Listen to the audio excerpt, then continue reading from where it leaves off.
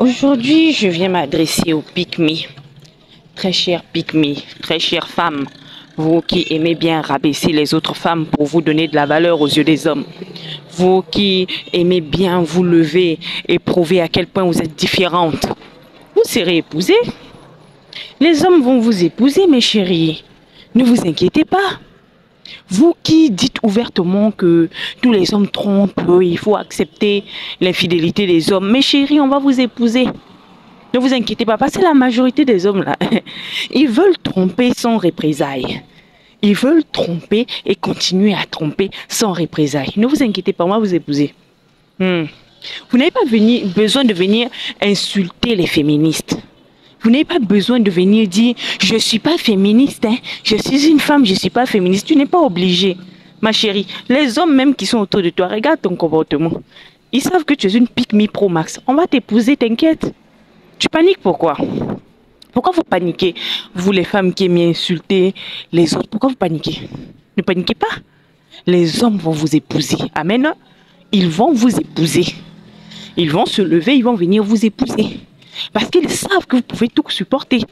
Ils savent que vous allez tout pardonner. Ils savent que vous allez gérer. Ils savent que vous allez tout avaler. Si c'est le mariage seulement, là, vous allez avoir ça. Ils savent que vous avez le dos. Vous avez le cardio pour supporter la charge mentale. Ils savent que vous avez la force pour supporter leurs coups. Votre peau est dure. On va vous épouser. Ne vous inquiétez pas. Quand vous êtes une femme simple, qui n'a aucune exigence, qui a une faible estime d'elle-même et qui ne sait pas quoi faire de sa vie, une femme qui est là assise et qui ne compte que sur l'homme et qui est là comme une carpette, une femme qui est capable de se plier en quatre pour l'homme, une femme qui est capable de se bagarrer avec d'autres femmes pour un homme, tu seras épousé. Ça, c'est la vérité. Vous serez épousé, mesdames. Donc, ne vous inquiétez pas, n'ayez pas peur. Ne venez pas nous insulter. Ne venez pas nous dire, oui, je ne suis pas féministe. Ne venez pas nous insulter. Vous n'avez pas besoin de ça. Quand un garçon te voit là, il sait qu'il va t'épouser. Il va t'épouser. Voilà. Donc, ne vous inquiétez pas. C'était juste votre petit message d'aujourd'hui. Voilà. Maintenant, ce que tu vas voir dedans, là.